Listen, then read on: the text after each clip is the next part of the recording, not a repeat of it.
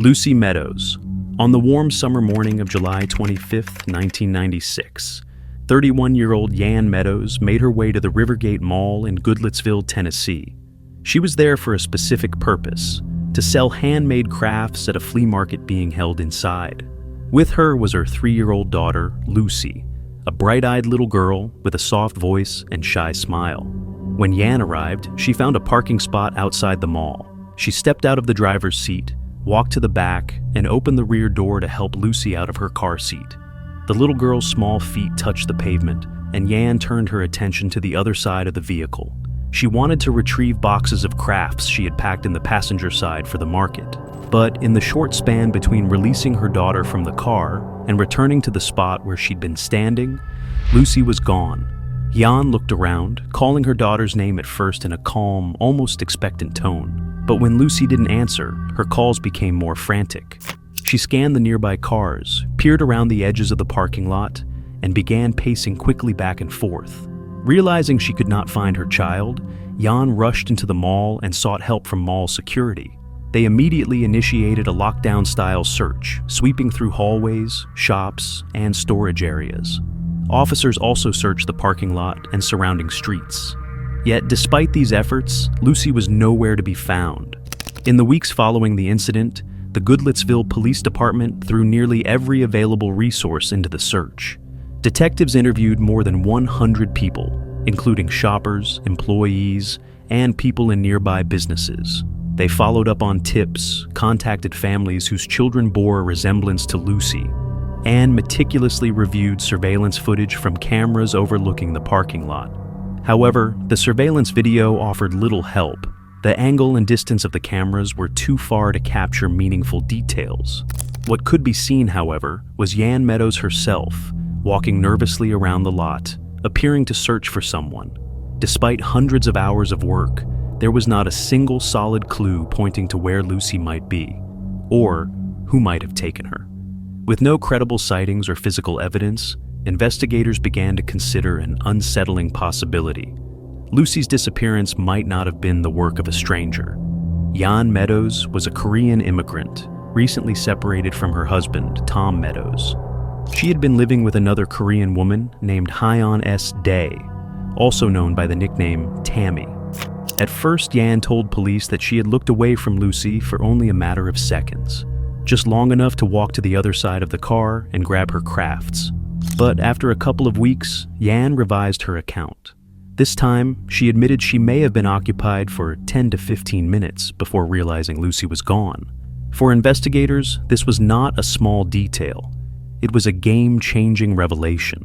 As one lead detective later explained, if they had known from the start that Lucy had been unsupervised for that long, their initial search would have been far more extensive and spread much farther from the mall. The delay and inconsistency immediately raised suspicion. Yong was asked to take 2 separate polygraph tests. She failed both.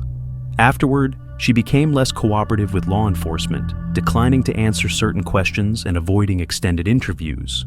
Around the same time, a neighbor came forward with another disturbing account. They claimed to have seen Lucy outside early one March morning, months before her disappearance, wearing no appropriate clothing for the chilly weather, wandering alone and crying. This sighting, while not directly tied to July 25th, suggested there might have been prior neglect. Tammy, Yong's housemate, was also questioned. Her version of events didn't line up perfectly with Yong's, creating further doubts about their credibility. The police, along with the FBI, eventually conducted extensive searches of the Meadows house, a farm linked to the family and surrounding properties. They scoured fields, wooded areas, and outbuildings, but found no trace of Lucy or evidence implicating either woman. With nothing tangible to move the case forward, the investigation went cold. For nearly 2 decades, Lucy's fate remained a mystery. But in November 2004, a new witness stepped forward with a chilling statement. They claimed to have seen Lucy the day before her reported disappearance, lying on the floor of her home, wrapped in a blanket, and looking as though she might already be dead. The identity of this witness was never officially released. However, many who have studied the case believe it was likely Daniel, Tammy's son, who would have been around 11 years old at the time. If Daniel's account is true, the entire narrative changes. It suggests Lucy may have died, either accidentally or through abuse, before July 25th. Jan could have disposed of her daughter's body somewhere, then fabricated the story of a public abduction to cover up the truth. Who killed Lucy? Was it Jan, Tammy, both? Did she die as a result of severe neglect? Or was there something more violent involved? With no body, no physical evidence, and only conflicting witness statements, the answers remain hidden. Jan and Tammy have maintained their silence for nearly 3 decades. If they have kept the truth buried for this long, it's unlikely they will confess voluntarily. Still, the case remains officially open with the Goodlettsville Police Department. Perhaps one day, another witness will come forward, or a piece of evidence will surface that finally reveals what really happened to Lucy Meadows. Until then, the mystery endures, a haunting reminder of how quickly a life can vanish and how some secrets remain locked away for generations. Paulette Gebara Farah. On the evening of March 21st, 2010, the Gebara Farah family returned home to their upscale apartment complex in Huiquilucan, Mexico, after spending the weekend on a short family trip. The family consisted of Mauricio Gebara, his wife Lizette Farah, and their 2 young daughters, 7-year-old Lizette and 4-year-old Paulette Gebara Farah. That night seemed entirely normal. The parents helped their daughters through the familiar nighttime routine: baths, pajamas, goodnight kisses. Lizette and Mauricio tucked both girls into their beds. At that moment, they had no idea this would be the last time they would ever see little Paulette alive.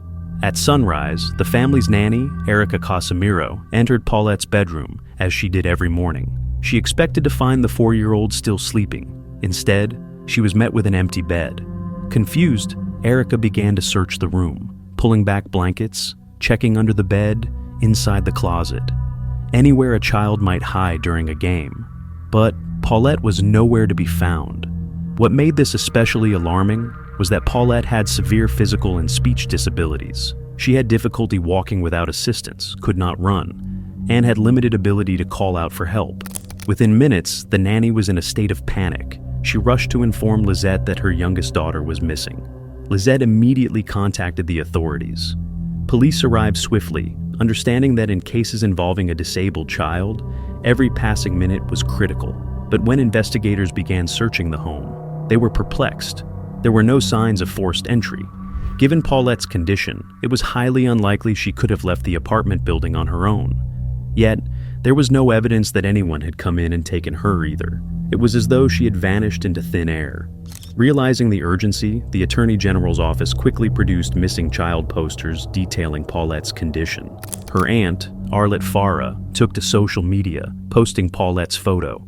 Within hours, the posts went viral. Major news networks picked up the story. The disappearance of a vulnerable, disabled child gripped the entire nation. Cameras camped outside the Gebara Farah home, and reporters covered every development. That same evening, Lizette appeared on national television, making a public plea to whoever might have her daughter. She urged them to leave Paulette somewhere safe, a shopping mall, a crowded park, and promised the family would not press charges. The emotion in her voice was raw, her face visibly strained. Days passed. Every lead went cold.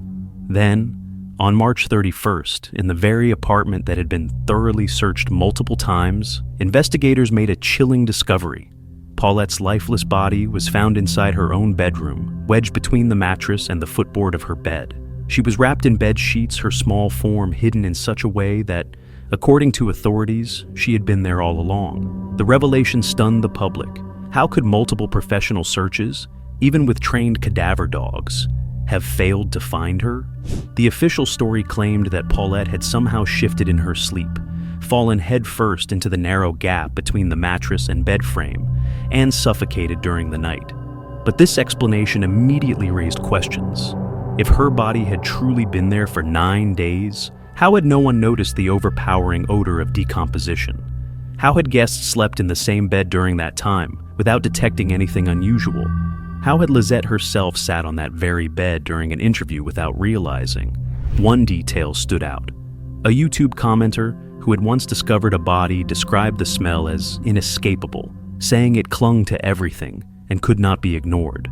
Further suspicion arose when it was noted that, in a previous televised interview, Lizette had shown a pair of dark trousers with pink giraffe prints, the very same pants Paulette was wearing when her body was found. Even more disturbing, in the official footage documenting the discovery, investigators uncovered large bloodstains hidden in the bedsheets, some as large as a soccer ball. At one point, an investigator was even heard remarking that the parents were beating up the kid. Yet, the final autopsy report completely omitted any mention of these stains and ruled out signs of physical abuse. When the public learned of these inconsistencies, outrage spread across Mexico. Pressure mounted, eventually forcing Alberto Bazbaz, the Attorney General of the state of Mexico, to resign. Many began to suspect a cover-up, possibly to protect the family. The theory most often discussed was that Paulette had been accidentally killed, either during an altercation or through negligence, and her body was hidden until it was convenient to discover it. For such a scenario to succeed, it's believed that someone in a position of power would have had to cooperate. To this day, there is no conclusive evidence implicating either parent in Paulette's death. The official version remains that her death was a tragic accident, one that unfolded in her own bed while the rest of the household slept. But the unanswered questions remain haunting. Unless someone close to the case steps forward with the truth, the mystery of what happened to little Paulette Gebara Farah that March night will likely never be solved.